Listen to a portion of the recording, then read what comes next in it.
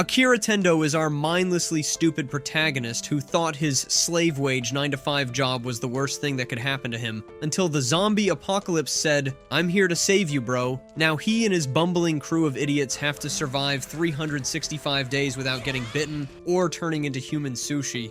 It all started 3 years ago when Tendo landed his dream job, or at least that's what he thought. It seemed like a golden ticket. Everyone at the office was all smiles, and he even met a gorgeous coworker, Saori, on day one. Life looked like it was serving him the deluxe package, but let's be real, it's gonna be a shit show. After the welcome party, the cheerful vibes vanished faster than my hopes of landing a girl higher than a 3 out of 10. Everyone switched into NPC mode like they were extras in some dystopian sci-fi movie. Tendo's initiation ritual was to pull 2 all-nighters in a row without even going home. Bro looked like he was dying to touch grass.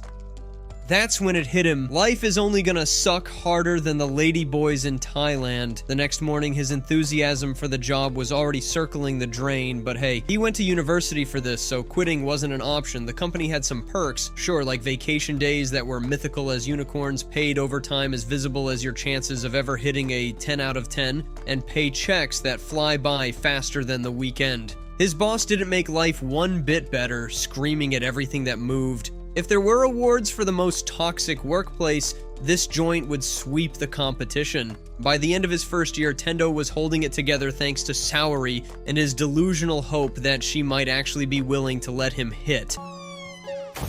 But it turns out she was the CEO's little office side piece. Fantastic! With that revelation, Tendo's sanity packed its bags and left. Now he had 0 reasons to endure the torture, but quitting was neither an option. The job market wasn't exactly brimming with better opportunities, and leaving would just pile more work on his equally miserable co-workers. Year 2 rolled around, and Tendo was a shell of his former self. His health was circling the drain faster than milliseconds running by. Just when he thought it couldn't get worse, his boss dumped a wild amount of work on his desk. Saori was still in the picture, but not for him. She was busy the CEO. At this point, Tendo started fantasizing about extreme methods to escape his misery.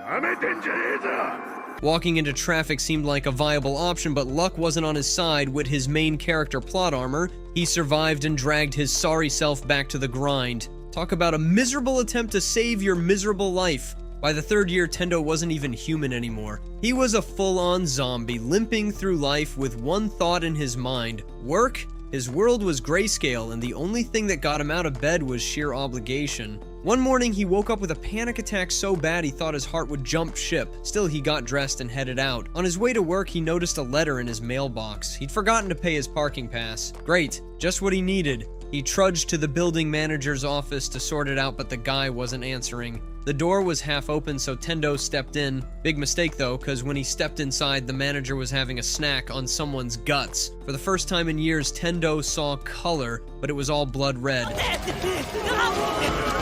He bolted, his brain struggling to process what he'd just seen. Outside, the chaos was worse. Zombies were everywhere, real ones, not his overworked colleagues. As he sprinted back upstairs, his mind clung to one thought: if this keeps up, I'm going to be late for work. Who's this guy? But then a crashing plane overhead snapped him out of it. He had an epiphany. His bosses were probably dead. No more meetings, no more deadlines. For the first time in years, he felt alive. Bro was starstruck. Sitting on a rooftop, Tendo soaked in the vibrant colors of the apocalypse. The world was falling apart, but he had freedom. Sweet, sweet freedom. His mind wandered to Saori. Was she okay? Did it matter though? She was the CEO's clap piece. With newfound purpose, Tendo hopped on his bike to find her. When he reached her place, the boss was there, zombified, but still obnoxious. Tendo seized the moment, handed in his resignation verbally, and body slammed the guy out the window. A small victory, but it felt like he'd won the apocalypse lottery. Then came the bad news. Saori was there too, and yep, she was a zombie. Tendo, in all his hopeless glory, decided to confess his feelings anyway. She snarled, he cried, and then he ran for his life. That night, Tendo lay awake. The world was a mess, and death could be around any corner, so why not live a little? With that, he headed to the nearest store, grabbed a book and a pen, and pulled up a list of 100 things man wants to do before he turns into a zombie. Tendo wakes up screaming, drenched in sweat, from yet another nightmare about his soul-sucking job. For a moment he's terrified, thinking he's still trapped in that 9-to-5 hell. But then it hits him. The world has gone full apocalypse and he's free. No more bosses, no more deadlines, just him, some zombies, and all the time in the world. He feels like he's won the lottery, and with this new zest for life, he does something extraordinary. He cleans his room. For the first time in years, the place isn't a disaster zone. Feeling accomplished, he rewards himself with a beer from the fridge. It's not just any beer, it's the beer of freedom, and he savors it like it's the elixir of life. Meanwhile, the news is doing its best to stay on the air, showing a city in flames and zombies swarming the streets. The anchor is holding it together, but even the newsroom is being overrun. Tendo watches the screen flicker out and shrugs. The world is burning, but that's tomorrow's problem. Today, he's going to chill. He reaches for another beer only to discover the unthinkable. He's out of beer. For Tendo, this is worse than the zombie apocalypse itself. He had plans to lounge around all day, but now he has to make the ultimate sacrifice. Leave his apartment for a beer run. While Tendo is dealing with his life or death beer crisis, a couple in the same building is having a normal reaction to the apocalypse, freaking out. The guy tries to comfort his partner, saying help might come soon, but deep down, they both know no one is coming, not even Jesus. He steps onto the balcony to pray for a miracle and spots Tendo shimmying down a pipe like some kind of uncoordinated action hero. The guy shouts for Tendo to come back inside where it's safe, but Tendo, in all his lazy glory, waves him off, saying he just needs to grab a few things. He introduces himself as their next-door neighbor, and the guy, now thoroughly baffled, introduces himself as Kosaka. Trying to be neighborly, Tendo offers to grab them some supplies since he's heading to the store anyway. He's all like, noodles, toilet paper, whatever you need, I've got you covered. With that, he hops on his bike and pedals into zombie-infested streets like a man on a mission. The zombies take notice and start chasing him. Tendo realizes he might actually die, but the thought of going a day without beer motivates him to pedal harder. He bursts into the convenience store, slamming the doors behind him, and starts singing a ridiculous beer song while shopping. That's when he notices her, the girl by the fridge. Tendo immediately regrets his life choices, especially the song, and tries to act cool, but the damage is done. His chances of clapping her are as slim as Zendaya. The girl ignores him, which only makes things more awkward. In a desperate attempt to save face, he keeps talking, but she's clearly not interested. Finally, she speaks, pointing out that Tendo risked his life for beer and didn't even think to grab water for his inevitable hangover. She calls him a walking liability, which honestly isn't far off. Then she notices something worse. The idiot left the door halfway open and zombies are now shuffling in like it's a concert. Tendo tries to act like a hero, stepping in front of her to protect her, but she pulls him back just as a truck smashes through the wall, crushing the zombies. The girl walks away, leaving Tendo to reflect on his poor decision-making. He learns 2 valuable lessons. Always close the door and maybe think things through before doing something stupid. As much as he hopes to see the girl again, now isn't the time to dwell on it. His bike is destroyed thanks to the truck, so he has to find another way home. Fortunately, he spots a scooter lying nearby and uses it to make his escape.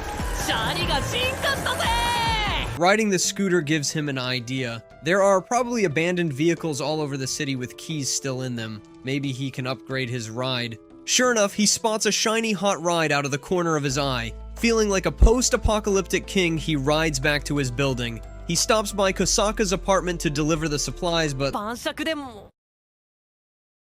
the place is a bloody mess. Kosaka and his partner didn't make it. The sight reminds Tendo of the harsh reality: death is around every corner. That night, he sits in his apartment thinking about how fragile life is. He decides he's going to make the most of whatever time he has left. He grabs a notebook and starts writing down everything he's ever wanted to do, but never could because of his awful job. The next day, we see the girl from the convenience store. She's in a luxurious penthouse, starting her day with a 10-kilometer run on a treadmill. She's taking a methodical, serious approach to surviving the apocalypse, analyzing zombie movement patterns, and planning her next steps. She needs more data, so she ventures outside to observe the zombies up close and gather supplies. That's why she was at the convenience store when she ran into Tendo. As she reviews the footage she recorded of Tendo, she reflects on his carefree attitude. While she finds his approach baffling, there's a part of her that thinks maybe he's onto something. 食料と水の確保 The scene opens with a little girl bawling her eyes out because, well, her dad is Zombie Chow. The club manager is awkwardly trying to console her. He mumbles something about how strong she's been and how proud he is, but his pep talk gets cut short when one of his lackeys runs in shouting about the return of the zombies. The manager promises the girl he'll be back and heads out with his crew to play zombie slayers. They march out, trying to look like action heroes in a B-movie, and the fight begins. Meanwhile, Tendo is out there living his best life, zipping through the streets on a shiny new motorcycle. He's not just running from zombies, he's running towards Shinjuku to find her because apparently he thinks facial hair is the secret to looking cool. Spoiler alert, it's and his old friend Kencho. Earlier in the day, Tendo had tried to give himself a beard using a marker. When his DIY beard turned out looking like a toddler's scribble, he gave up and shaved it off. With his masterpiece ruined, Tendo sat around wondering how to kill time. That's when he noticed his phone was buzzing with notifications. This was huge. If his phone worked, it meant the internet was back. He got excited because, honestly, he hadn't talked to his friends since he started his soul-crushing job 3 years ago. Tendo sent a flurry of messages to his contacts, eagerly waiting for replies. Then it hit him like a truck. Most of his friends were probably dead. 友達と遊ぶ時間も惜しいね Turns out the only reason the internet was working again was because zombie snacks don't clog up the bandwidth. He felt a pang of regret. All those years he skipped hanging out with his friends to work overtime were wasted. As he scrolled through his contacts, Tendo came across Kencho's name. Now, Kencho wasn't just any friend, this guy was a survivor. Tendo couldn't imagine him going down easily. Meanwhile, Kencho, the so-called fighter, was about to prove Tendo completely wrong. Kencho was holed up in a tiny room for 3 days with nothing but water and sheer desperation. To make things worse, there was a zombie lady tied up in the room, and the only thing keeping her from biting his face off was his questionable interest in bondage. Yeah, Kencho's life had hit rock bottom. Kencho sat there reminiscing about the good old days when he and Tendo were in college. He was so deep in his pity party that when his phone rang, he nearly fell over in shock. Tendo was calling. When Tendo asked where Kencho was, he told him Shinjuku, but doubted Tendo could make it there alive. Of course, Tendo, being the genius he is, took that as a challenge and set off immediately. On the way, Tendo reminisced about the times he and Kencho used to grab drinks. Back then, Kencho had his life together, a cushy real estate job, a fat paycheck, and a social life. He'd even told Tendo to quit his job before it turned him into a husk. Tendo, too stubborn to listen, got mad and cut their hangout short. He never got the chance to apologize, and now with zombies everywhere, he figured this was as good a time as any. Back at the club, the manager was staring down death as zombies closed in. He braced himself, but a car horn in the distance drew the horde away. That same horn saved Kencho too, clearing out the zombies in the hallway and giving him a fighting chance. Just as Kencho stepped out, Tendo rolled up, yelling at the top of his lungs. Tendo's grand apology for being a jealous jerk was loud enough to attract a fresh batch of zombies, because of course it was. They bolted up to the rooftop with the undead hot on their heels. Once on the roof, Kencho looked like he was ready to give up again. Tendo, ever the master planner, told Kencho they should jump across to the next building. Kencho wasn't convinced he could make it, but Tendo went first and landed safely. Now it was Kencho's turn and he froze. He apologized to Tendo, spilling his guts about how he actually hated his job. All his bragging had been a way to cope with being a terrible person who conned people into awful contracts. Deep down, he had always wanted to be a stand-up comedian. Tendo, in one of his rare moments of wisdom, told Kencho it wasn't too late to chase his dreams. Kencho suddenly found his courage, took a running start, and made the leap. For reasons no one will ever understand, he decided this was the perfect time to strip down mid-jump. His heroic moment ended with him dangling from the edge of the building, pantsless and scraping his most sensitive area against the ledge. Tendo managed to pull him up, but Kencho's pride, and probably his future kids, took a serious hit. That night, the two of them celebrated their survival in the only logical way, by drinking beer together in their birthday suits, stacked clothless. Tendo was sprawled out on the roof, lazily playing a zombie video game. Predictably, he managed to get himself killed in the game, so he flopped back into the hammock like a dramatic toddler who just lost at hide-and-seek. Meanwhile, Kencho was cooking up a storm. The food was so good, Tendo couldn't believe his taste buds. He was amazed but couldn't resist pointing out that Kensho was probably good at everything, which explained why women seemed to flock to him. Kensho, ever the humble braggart, casually said cooking wasn't that hard, and maybe Tendo's complete lack of skill was the real reason he couldn't get a date to save his life. This insult hit Tendo harder than a zombie bite, so he declared he'd get a date today no matter what. The problem? His options were slim. His idea of a dating pool looked like a zombie apocalypse bingo card. Kensho took a look at Tendo's so-called list of goals and almost burst out laughing. Tendo had written down the most unrealistic things, like wooing a flight attendant. Kensho pointed out that even in normal times, that would be tough, and now it seemed like Tendo was banking on a miracle or some apocalypse version of Cupid. Still, Tendo insisted he'd do what he wanted, no matter how ridiculous it seemed. Kensho decided to add his dream to the list, which was to become a stand-up comedian. Naturally, Tendo would have to tag along on this dream too, because apparently saving someone's life binds you to their terrible ideas. The pair decided to head to the mall to grab a massive flat-screen TV because priorities are important, even when the world is ending. They jumped into their hot rod and sped off. Their journey took an explosive turn when they ran into a flaming tanker blocking their path. To make matters worse, a zombie firefighter showed up as if auditioning for a horror movie. Kensho freaked out, but Tendo had a flashback to one of his past chaotic beer runs and came up with the genius idea of jumping the tanker. Kensho, proving once again he was more of a follower than a thinker, went along with it. Against all odds, they managed the jump, but the tanker exploded behind them, forcing them to dive into an underground mall to escape the inferno. The mall wasn't exactly a paradise, it was crawling with zombies, turning their escape plan into a nightmare. They ditched the motorcycle and bolted toward a nearby store with its door slightly open. Slamming the door shut just in time, they found themselves face to face with 3 women and 1 terrified man hiding in the back. The survivors were understandably defensive at first, but once Tendo and Kensho confirmed they weren't infected, everyone relaxed a bit. Kensho was surprisingly thankful to meet others, but the women weren't thrilled about being trapped with zombies everywhere.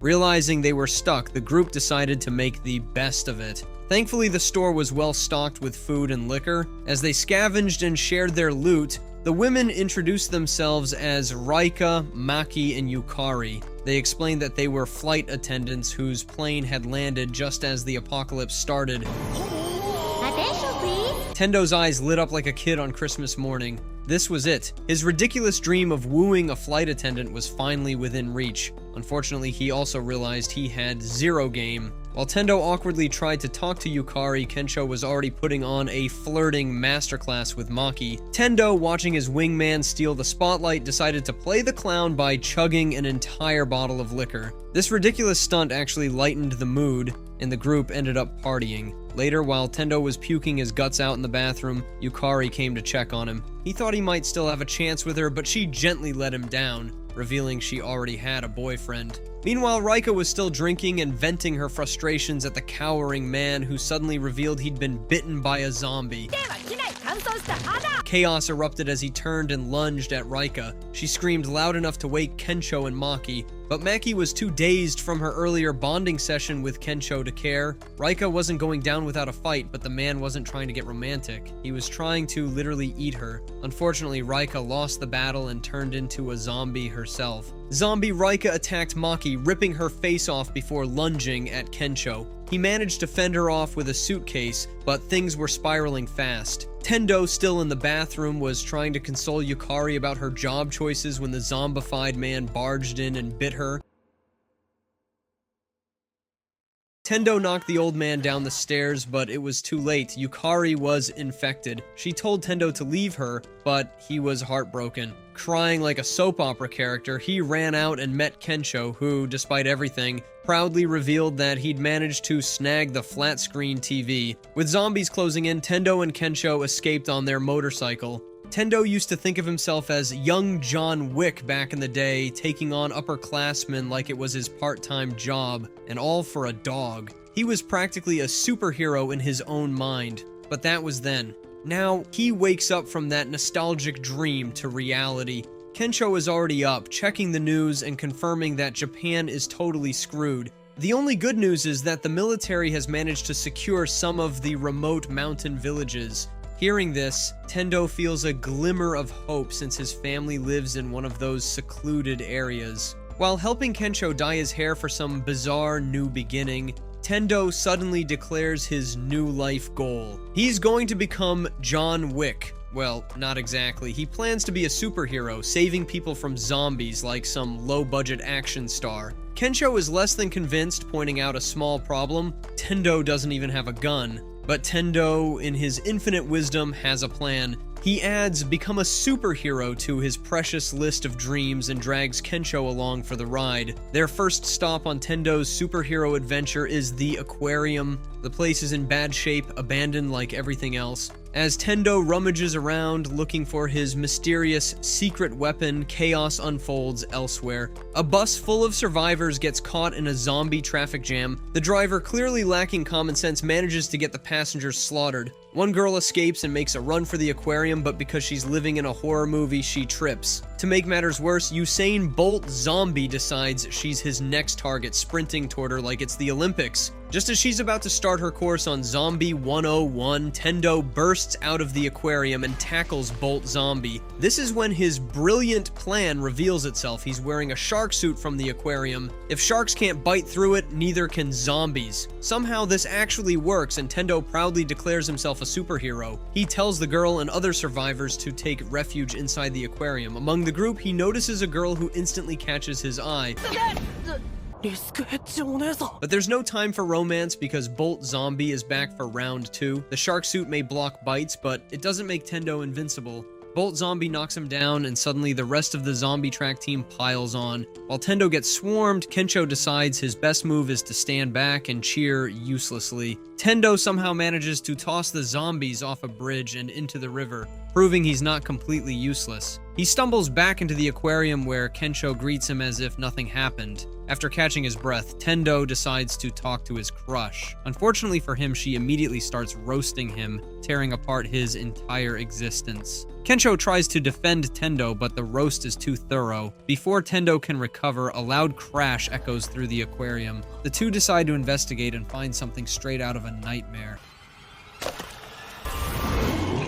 A zombie shark with legs. The thing starts chasing them, and Tendo, in his infinite wisdom, decides that fighting it is a bad idea. They run to warn the other survivors, but chaos breaks out again. One panicked girl grabs Tendo's crush, shoves her aside, and locks herself in a room. The door warps, making it impossible to open, and now Tendo's crush is alone with the legged shark. Kensho panics and looks around for Tendo's advice, but surprise, Tendo has already bolted to save the day. Tendo's crush is cornered by the shark, regretting every decision that led her to stay with a large group during a zombie apocalypse. Just as she's about to accept her fate, Tendo dramatically drops in through an air vent and tackles the shark. She's shocked that this disaster of a man would risk his life for her, especially after she roasted him so thoroughly. But Tendo isn't the type to hold a grudge. He helps her because he wants to, not because he needs a reason. As they run, she comes up with a plan to stop the shark. Sharks are sensitive to electric charges, so shocking it could buy them time. While she searches for batteries, Tendo distracts the shark but gets smacked through a wall like a cartoon character.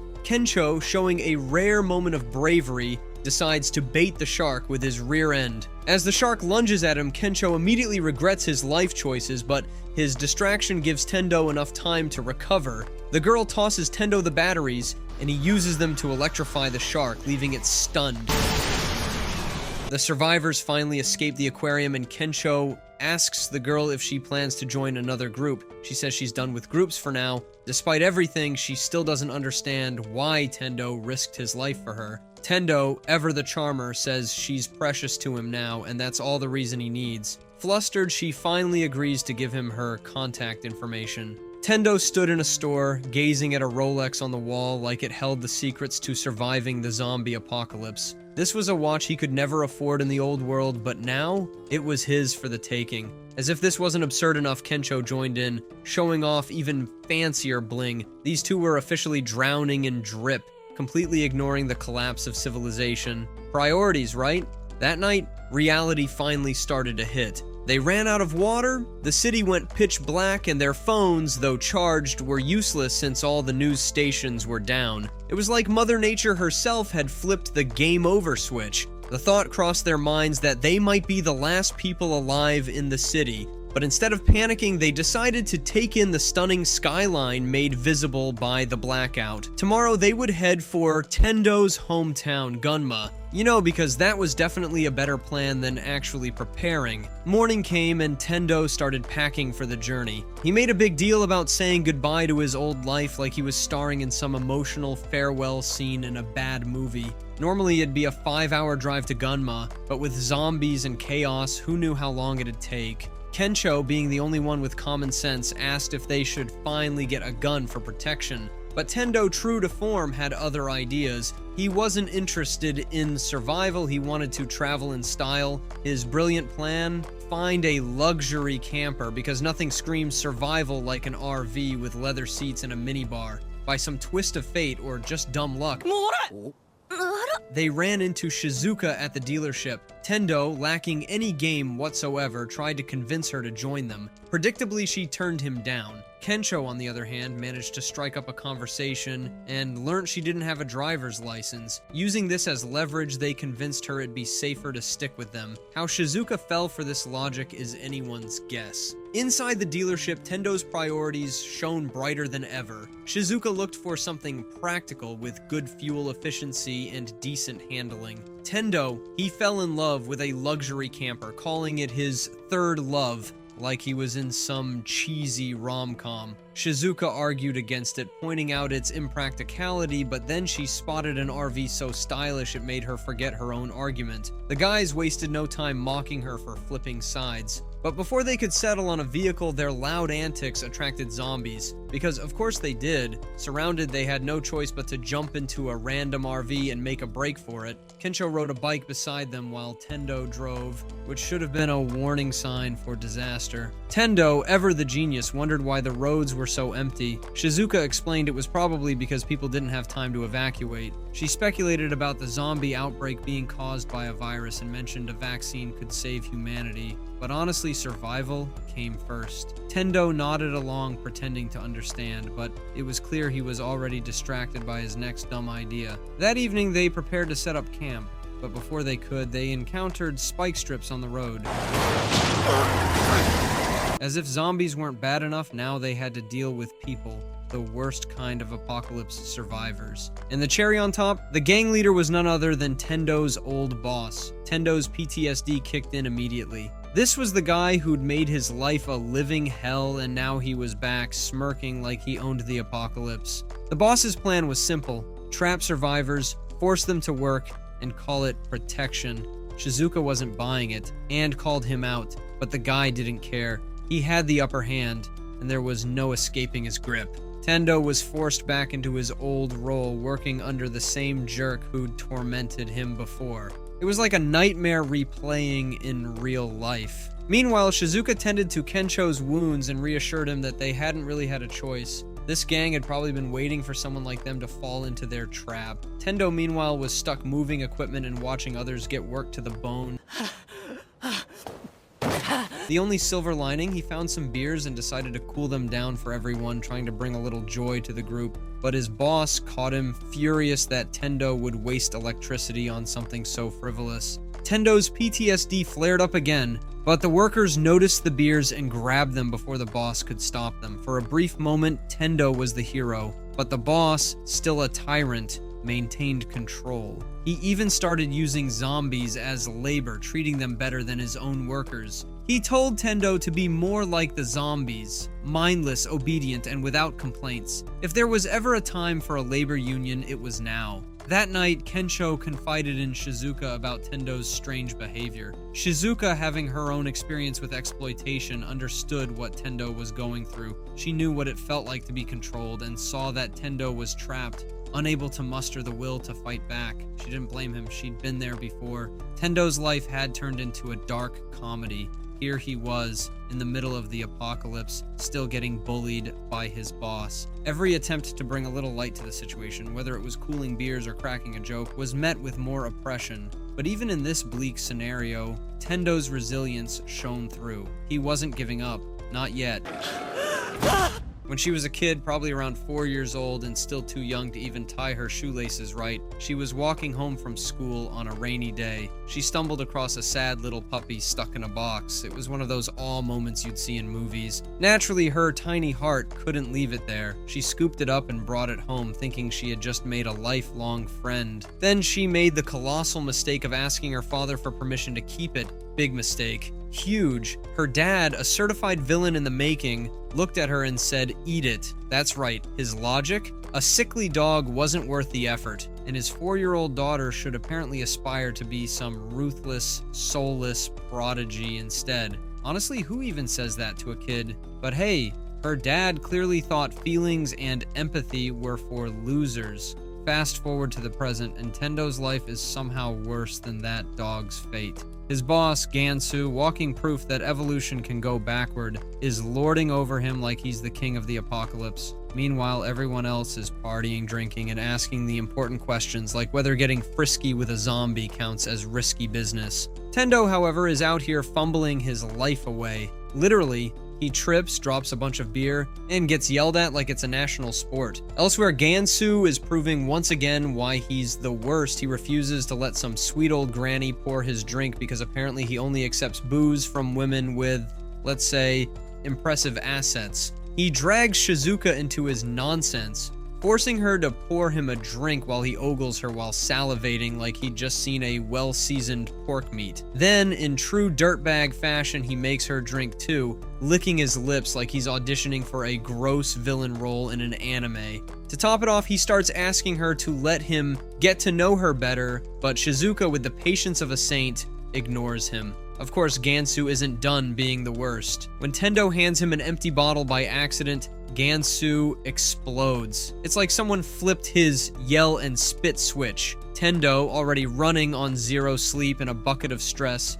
is getting verbally beaten into a puddle. While this disaster unfolds, Shizuka sits nearby, lost in thought. Her mind drifts back to her childhood trauma, the time her dad decided to play executioner to her puppy friend. That man was so bent on turning her into a future CEO, he literally murdered happiness. She tried her best to nurse that puppy back to health, but it was all for nothing. Her father saw her joy and thought, "Not on my watch." After that, she learned to hide any feelings or dreams she had. Back in the apocalypse, Tendo's getting the same treatment. Gansu keeps tearing him down, calling him useless and dumb, and basically grinding his confidence into dust. Then comes the pièce de résistance, gaslighting. Gansu pretends to be the nice guy, saying he's only doing this for Tendo's own good. He even offers Tendo a safe life under his leadership, code for permanent slavery. The big, scary apocalypse was the other option. Honestly, who would choose this guy over literal zombies? Apparently Tendo, because he's officially too dumb to function and got about 2.5 screws loose. Later, as Tendo works himself into a zombie-like state, Shizuka finds his bucket list in the camper. The list is full of big, goofy dreams, and it actually makes her smile. She even adds her own idea to it, probably out of pity. The next day, while some guys are out on a supply run, they complain about Gansu. One guy points out that Gansu never does anything except boss people around. Before they can close their truck door, surprise, a zombie hops in like it's just been waiting for its cue. Meanwhile, Shizuka and Kensho are packed and ready to leave. Tendo, however, announces he's staying behind to work for Gansu. This dude has officially hit rock bottom, and it's not even a cool anime-style bottom where he bounces back stronger. Kensho can't believe what he's hearing, but Tendo is dead serious. He's been brainwashed into thinking he's a useless moron who can't survive on his own. Shizuka, about to leave him behind, suddenly has a flashback to her childhood. She recognizes her younger self in Tendo's spineless, sad little state. Before walking away, she turns back and delivers the verbal beatdown of the century. She calls out Gansu's manipulative garbage tactics. She doesn't hold back, roasting him for being a loser who drags others down because his life is miserable. Gansu, with his sweaty, Kardashian-lipped self, tries to interrupt, but Shizuka isn't done. She makes it clear, Gansu isn't a leader, he's a parasite. The kind of guy who would work you down to your bone and pay you peanuts. This wake-up call actually gets through to Tendo. Gansu, desperate to maintain control, grabs Tendo's bucket list and tosses it aside like trash. But this is the moment where Tendo finally grows a backbone, a pride, and a sizable pair of balls. He dives to save his list like it's the Holy Grail and stands up to Gansu. In a shocking twist, Tendo actually tells Gansu off. He says he'd rather face zombies than waste another second with him. Gansu is so stunned he tries one last pathetic attempt to guilt Tendo, but Tendo isn't buying it.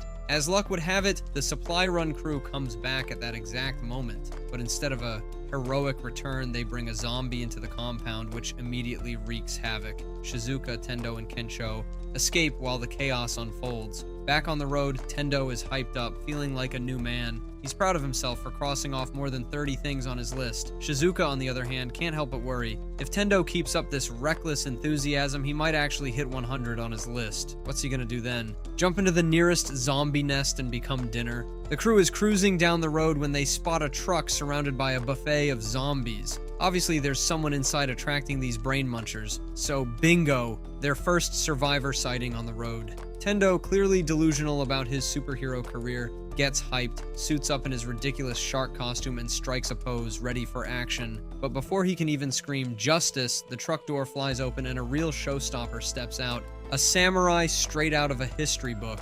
This guy, or rather girl, jumps 20 feet in the air, wrecking zombies with a triple bow shot like she's in an anime. Tendo's hero dreams get squashed harder than those zombies, but he's too impressed to care. Turns out the samurai is Beatrix, a German girl with an unhealthy obsession with Japanese culture, including tentacle anime. She's decked out in full samurai armor and clearly more badass than Tendo could ever hope to be. The truck she was in is packed with tuna and she has a mission: deliver the fish to Takasaka. She pleads for their help with a sob story about wanting to experience Japan only for the apocalypse to ruin her sushi dreams. Tendo hears sushi and signs up faster than you can say down bad. Shizuka, being slightly less ridiculous, also agrees to help. Off they go, chasing sushi glory. When they reach the city, it's wall-to-wall zombies, and Beatrix starts worrying because her sushi chef hasn't answered his phone in days. But hey, priorities. The team decides to bait the zombies with the only thing more irresistible than sushi: Kensho's rear end. The plan? Let Kensho run like he's in a track meet, trap the zombies, and let Beatrix do her slicing thing. Predictably, chaos erupts when the zombies break through and Tendo pulls the ultimate hold my beer moment, diving in to protect the tuna. Shizuka, always the brains of this clown squad, uses a drone to lure the zombies into a fuel trap. A Molotov cocktail later, and it's zombie fireworks night. With the zombies turned into crispy critters, they finally deliver the tuna. The sushi chef, a workaholic legend who skipped every major life event for his job, is brought to tears when Beatrix takes her first bite of sushi. The crew celebrates by raiding the chef's sack stash and turning the night into a drunken mess. Mission accomplished, or so they think. The next day, they're back on the road, roasting in a heat wave. Everyone smells like regret and bad decisions, so naturally, it's time for a bath episode. Beatrix's love for Japan shines as she nerds out about hot springs, while Tendo's awkward attempts to flirt with Shizuka get shut down harder than his superhero dreams. The guys finally hit the men's bath, only to find out the women's section has no hot water. Beatrix, always ready to stir up chaos, decides to join them, leaving Tendo and Kensho in peak down bad mode. Just as they start celebrating their questionable luck, they realize the bath is filled with naked zombie men. Panic ensues and they flee like their lives depend on it. Tendo stumbles upon a natural hot spring later that night. He dives in, blissfully unaware he's not alone. When he bumps into Shizuka, who's also enjoying the spring, things get awkward faster than your mom catching you with your wooden hand. But instead of fleeing like a normal person, Tendo decides he's staying. He's been through too much nonsense to let this moment slip away. They share an unexpectedly deep conversation where Shizuka softens her stance on relationships and opens up about her past. Just when things start to get interesting, Kensho and Beatrix crash the party, jumping into the spring and ruining the mood. Because of course they do. The gang keeps moving toward Gunma, and Beatrix seems pretty worried about Tendo's parents. Tendo, on the other hand, is confident. He says zombies wouldn't dare mess with them. Arthritis might take them down, but zombies, no way. Meanwhile, Kensho decides it's time to prepare for meeting the parents by planning his grand entrance, fully. Of course, Tendo floors the gas pedal to shut him up because why wouldn't he? Shizuka tries to keep things civil and asks if Tendo's nervous since he hasn't visited in 3 years. Tendo shrugs it off but admits things might get awkward, especially with his dad. Just as the awkward feelings creep in, Beatrix yells about a roadblock and that's when everything takes a turn. Tendo stops the van and checks out the barricade. What does he find? A tunnel stuffed with zombies like a nightmare traffic jam. His village is just on the other side, and while he's worried, he's not panicking yet. He doesn't recognize any zombie faces, which he takes as a good sign, because yeah, that's the best way to ID people now. Since driving is a no-go, the group decides to hike through the forest to get around the mess. Tendo starts doubting his village's survival, but Shizuka points out the tunnels sealed on both sides. Suddenly, a man sprints toward them like his life depends on it. Spoiler, it does. Chasing him is a zombified boar that looks like Pumbaa hit the gym and then the apocalypse. Beatrix steps up, channels her inner Legolas, and takes the boar out with one perfect arrow. The man, who introduces himself as Kumo, explains he's been surviving out here because cities are too dangerous. He looks like a survivalist, built like Minecraft Steve, but with extra survival DLC. Kumo says he can build anything, which sparks Tendo's interest because apparently building a treehouse is on his bucket list. Forget finding his parents. Tendo's priorities are clearly on point. The group helps Kumo build a treehouse, which turns into a carpentry crash course. Kumo starts talking about how trees are alive, and if the tree dies, so does the house. Tendo nods like he understands, but probably zones out thinking about sushi. As they work, Kumo shares a tragic story about losing his wife and son to the zombies. Tendo, in all his wisdom, tells Kumo he's got his back now. Wow, thanks, Tendo. That totally fixes everything.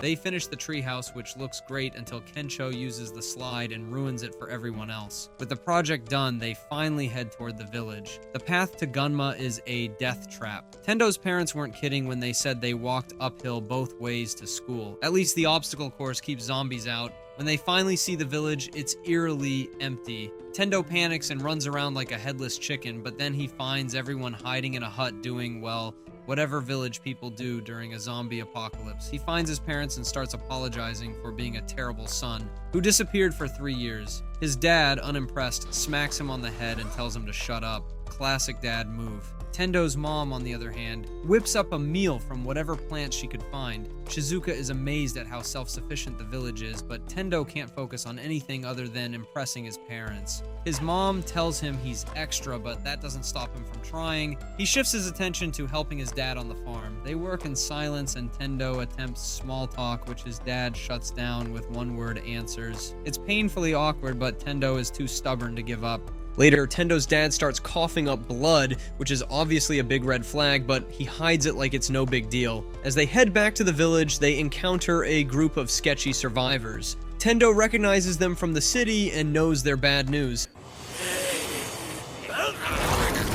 Their leader looks like he hasn't seen a barber in years and carries the vibe of someone who's been rejected by every normal society ever. For this guy, the apocalypse is a dream come true. No rules, no responsibilities? Perfect. Naturally, his first move was robbing a cigarette store because that's his peak survival strategy. His gang of equally questionable weirdos has their own twisted version of Tendo's bucket list. 100 criminal things to do before getting eaten by zombies. Tendo's group watches the losers head toward the zombie-filled tunnel, clearly up to no good. While Tendo is distracted by their idiocy, his dad's health takes a back seat because, hey, priorities. It's painfully clear that Tendo is as clueless as ever, but at least he's trying. For now, the group settles into the village, ready for whatever chaos tomorrow brings. The next day, Tendo's sitting there, getting his hair done by the girls, and you know, it's the kind of thing guys always think about. Dreadlocks. Yeah, that's right, dreadlocks. The look that every guy wonders if they could pull off, but knows deep down they probably couldn't. The girls are having a blast, yanking on his hair and putting their special magic to work. Tendo, poor guy, doesn't even know what's coming. A little later, everyone's chilling with a nice tea break because nothing says we're surviving a zombie apocalypse like tea. Anyway, Tendo's learning a lot about the girls. One of them's a hair specialist, the kind who knows her way around dreadlocks like she's been doing them for centuries. In fact, she's been working at a hair salon for over 10 years, so when Tendo said he wanted to try them out, she was all over it like a cat on a laser pointer. The other two girls are just as interesting. One of them's a college teacher in Tokyo, which is pretty fancy, and the other, she's a professional makeup artist for movies. Yeah, she's worked on some of the big stuff. Naturally, Tendo's curious and asks about the movies she's worked on. She pulls out a poster for a movie called Song of the Dead. He's seen it before, but apparently didn't know it was filmed in Japan. The makeup artist gets super excited, talking about how they were just filming a sequel when a zombie outbreak happened on set. A real-life zombie attack while they're shooting a zombie movie. What are the odds? At first, everyone thought it was just some weird prank, but then the blood started flowing and nobody had a camera. So yeah, it wasn't a prank. She's telling this story and Tendo's trying not to choke on his tea. Over in the hut, Shizuka's doing her best impression of a fire-breathing dragon by blowing on a fire with a tube. A grandma comes in to thank her for working hard. The old lady's like, "You're doing something you're not used to, but you're not complaining." Props! Shizuka's all about learning new things, though. She's eager to find out how people survived before electricity was even a thing. The grandma's not catching everything Shizuka's saying, but does manage to mention that rice cooked over a fire tastes the best. Just as Shizuka's tending to the flame, she gets a nice little surprise. An old man's hand her. Yeah, it's as awkward as it sounds. The grandma kicks the old man out and apologizes. Turns out he mistook Shizuka for his long-dead wife, which, makes it less creepy, but still weird. Apparently he was once one of the best hunters in the village before going full blubber mode. Then some dude comes in with a hurt leg from chopping hay. Shizuka's like, don't tie that too tight or you'll turn into a walking corpse. She's not a doctor, but she definitely read a few medical books when she was a kid and figured out what works. Pretty soon, everyone's treating her like a doctor, even though she's really just a wannabe. But hey, who's complaining? She's saving lives. Over with Kensho, he's getting the lowdown on the village cesspit, the poop pit, essentially. It's used to fertilize the soil. Apparently in Japan, the soil tends to lose its nutrients thanks to the rain, so the cesspit is pretty essential. The locals even joke about diving into it to get ahead in life, but Kensho's not about to find out if that's true. He meets a girl sitting alone, petting a dog. The man explains she escaped the city, but her parents didn't make it. The dog's all she's got now. She hasn't smiled since getting here, so Kensho, being the sweet soul he is, decides to cheer her up. He goes up to her and asks if she wants to watch him juggle. She's just confused. She asked why Kensho was talking to her. Since my boy was raised well, he told her it's only natural he greets a wine so fine as herself. And just like that, she chuckles. Boom! Mission accomplished. He introduces himself and she tells him her name is Anu. Kensho, in his infinite wisdom, starts calling her Angie because, nicknames are important in apocalypse survival. He also wants to show her his special talent of eating udon noodles through his Wait, what? Angie gave that idea a hard pass. Elsewhere in the village, Beatrix is getting the rundown on the water wheel that powers the village's electricity. It's not much, but it's enough to get by. Of course, the village's biggest concern isn't the lack of power, it's the zombie bears and boars. Yeah, that's right, zombie animals. So they've got an electric fence set up to keep the critters out. But Beatrix's guide warns her to stay clear of the box because that's what controls the electricity, and if the voltage gets too high, things could go south real quick. Back to Tendo, he's still chatting with the girls about how they're starting to enjoy village life. It's hard work, but it's meaningful. Then, as Tendo's out working in the fields, Kensho comes by, excited to share that he learned how to slaughter a chicken. Yeah, that'll probably ruin chicken tenders for him forever. They're having a good time, but then Kensho spots someone familiar, Higashi, someone from their college days. Tendo doesn't recognize him, but Kensho's all, yeah, this guy's from general studies, he's got issues. Turns out Higashi was always jealous of Tendo and Kensho because they had something he didn't, happiness. So now Higashi's all about ruining their good vibes. Classic. Later that night, Tendo and his dad are outside having drinks, stargazing and bonding. Tendo's all sentimental, saying that he's starting to like village life. But his dad, being the dad he is, shoots him down. A man should aim for big dreams, not get stuck in a small village. Then, just to add salt to the wound, he tells Tendo that those dreadlocks, yeah, they don't suit him. but they both laugh it off, enjoying the rare moment of bonding. But of course, the good times don't last. The reject squad is about to ruin everything. They're about to turn the village into zombie food. And Higashi's got a personal grudge against Tendo. The villagers are partying, oblivious to the chaos coming their way, when one of them steps outside and sees the mayhem unfolding. Beatrix, Kensho, Shizuka, and Tendo all realize something's wrong. They head out, only to find the village swarming with zombies. Tendo's dad goes into damage control mode, telling Tendo to gather his friends and fight back. Higashi and the reject squad, meanwhile, are laughing it up in their bulldozer, tearing everything down. The zombies are everywhere, and Shizuka's doing her best to help the sick and injured barricades themselves, but soon she's swarmed. It's looking grim. The villagers, however, aren't going down without a fight.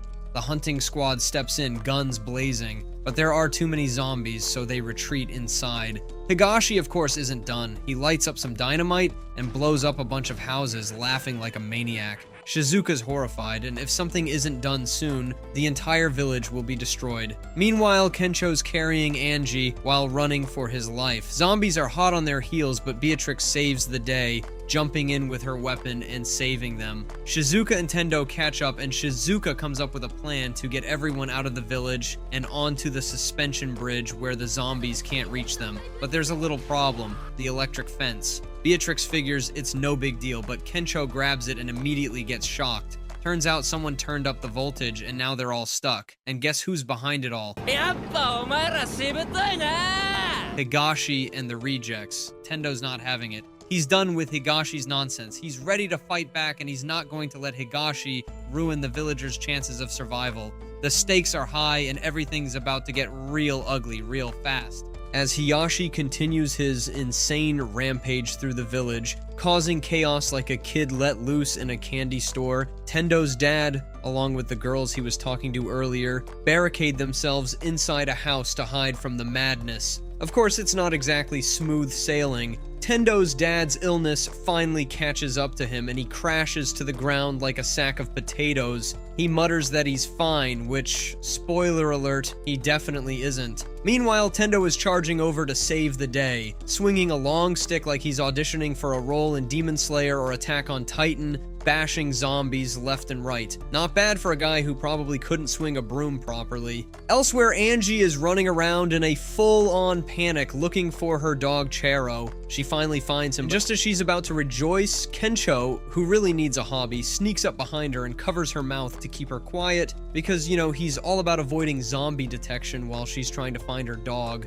Real hero material. He reminds her that running off alone in the middle of an apocalypse is, in fact, a bad idea. Kensho, bless his heart, decides to act like an actual hero and finds a ladder so they can escape to the roof, where zombies can't follow. But, plot twist, zombies can't climb ladders, but apparently this reject guy from the Apocalypse Squad has been secretly working on his ninja skills. He climbs up there with all the grace of a cat that's had way too much to drink and tries to shove Kensho and Angie off the roof so they can become zombie appetizers. The guy's face is so ugly it could make a rock cry, and judging by his backstory, it's no surprise. Before the apocalypse, his life was a wreck, so now he wants to drag everyone else into his misery. Can't we just send him to therapy instead? Meanwhile, Barracks, who clearly has the finesse of a fencing champion if fencing champions were armed with a sword, is trying to stop the water wheel, which powers the electric fence. The fence is keeping the zombies out, but it's like trying to shut a door on a storm. Nothing works. The water wheel is a problem, and Barracks is trying to handle it, but surprise?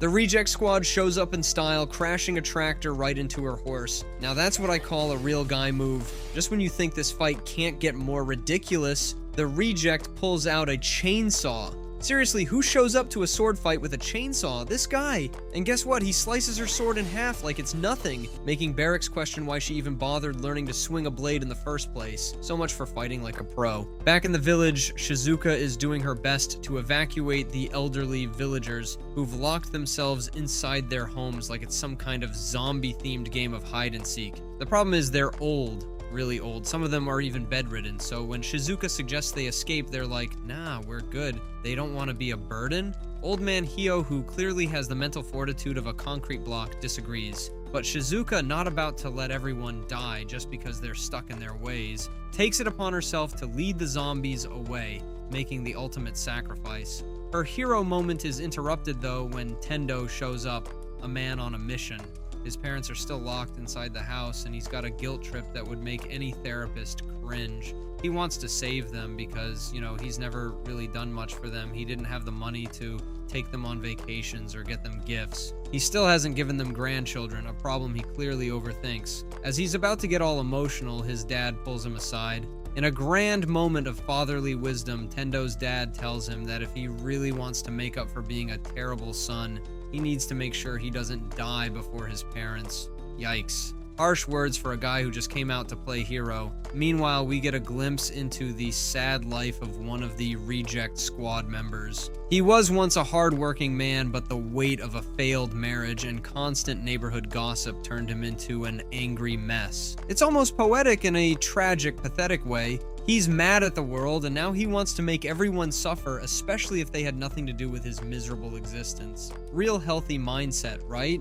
Over in the field, Shizuka's trying to avoid zombies when she runs into something much worse. A reject from the Apocalypse Squad. The guy looks like he got rejected from every dating app on the planet, and now he's standing over Shizuka with the most terrifying expression you could imagine. And let's be clear here, this guy doesn't want to eat her brains. Oh no, he wants to force his tongue down her throat. Brother, ugh. Yeah, things are about to get really uncomfortable. He probably learned his cardio from his failed career at a French restaurant where he was too lazy to learn any French. What a gem of a human being, but he's not done yet. In one of his finest moments, he throws his cigarettes into a kitchen full of flammable things, setting the place on fire. Then, when he's caught for it, he blames the restaurant for being too careless. Sure, buddy, sure. You didn't burn the place down at all. You're the victim here. Back with Kensho, things get messy. He's on the roof, about to get shoved off by Mr. Depressed Reject, who's somehow still whining about how life has wronged him.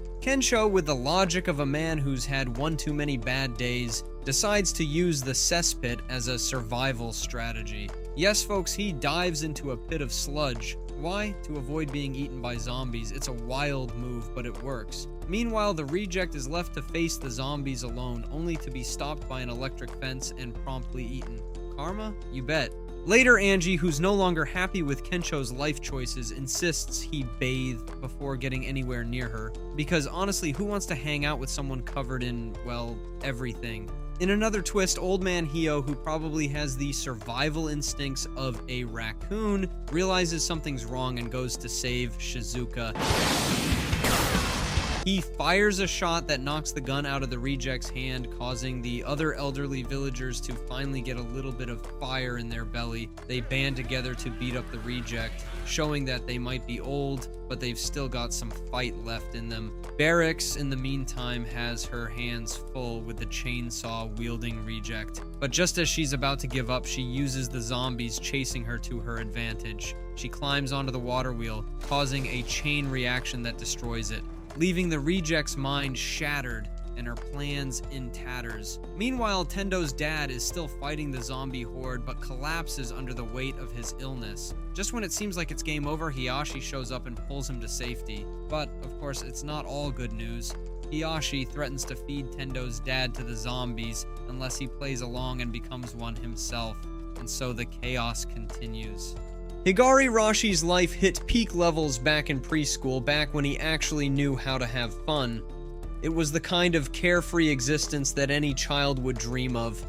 Fast forward a few years though, and by the time he hit middle school, it was like a slow-motion car crash. His social life? Yeah, it kind of tanked as he started sinking deeper into his introverted tendencies. By the time he finished 3 years of middle school, the only people who even knew he existed were the teachers. Because, of course, he was invisible to the rest of his class. He was that one kid nobody noticed, which is kind of impressive in its own sad way. High school? Oh boy! Higari tried so hard to change. He did things. He attempted to make himself interesting, like a sad little lab experiment. But no matter what he did, it didn't stick. He stayed exactly the same, a hollow, visionless weirdo who'd never seen a mirror that told him the truth. Classic Higari move, right? This guy is like the human equivalent of a discarded Wi-Fi router that just refuses to connect. But then one fateful day, Higari walked through a college campus and saw Tendo having actual fun. like fun in big, bold, capital letters. Higari felt like he'd been smashed in the face by a truck. It wasn't just that Tendo was having fun, it was the fact that Tendo was happy, and that happiness burnt Higari like a bad sunburn. Naturally, the guy took it personally, because why wouldn't he? This is where things stop being sad and take a nosedive into the land of ridiculous. Higari decided to grab Tendo's dad, hostage style, because that's apparently his go-to plan. He demanded Tendo watch his father get taken out unless Tendo did something completely absurd, turn himself into a zombie and off himself. Yep, that's right, Higari went full psycho over someone else's good vibes. At this point, you're probably wondering what's wrong with this guy. Honestly, everything. His brain cells were probably on a permanent vacation. Tendo's dad wasn't having any of it, though. He started yelling like a man on a mission, telling Tendo not to open that door, because opening it would basically send their mom to an early grave and get him killed in the process. Then, in classic dad style, he dropped some weirdly heavy news like it was no big deal. He admitted that he already had a death sentence hanging over him. He had a nasty growth in his body, and since the world was more ruined than Higari's social skills, finding a doctor was impossible. He told Tendo it was over for him. Comforting words, right? Totally the pep talk anyone would want during a zombie apocalypse. Tendo, being the stubborn optimist that he is, refused to give up hope. He told his dad they might find a doctor. He even dared to suggest that maybe tomorrow a vaccine for zombies would magically appear. Sure, Tendo, and maybe tomorrow unicorns will be delivering pizza, but hey, the guy wasn't ready to give up even when the world was stomping all over his dreams. Meanwhile, Dad was determined that Tendo should live for the sake of humanity. He wanted his kid to do something meaningful with his life, not end up as some zombie snack. He made it clear that his one dying wish was for Tendo to actually make something of himself, which is a lot of pressure, honestly.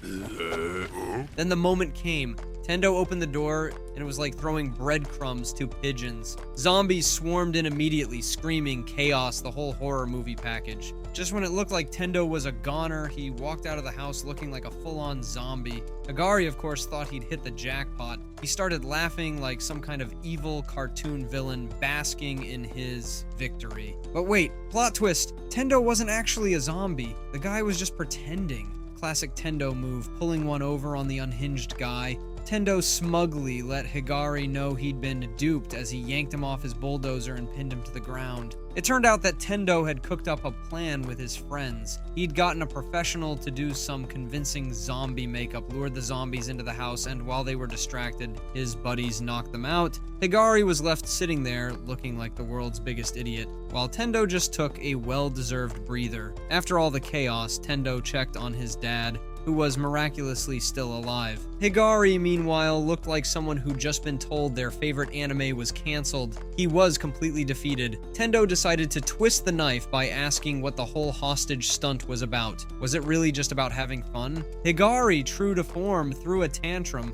He shouted that it wasn't that simple, that he'd been lonely forever, and just wanted to have fun for once in his miserable life.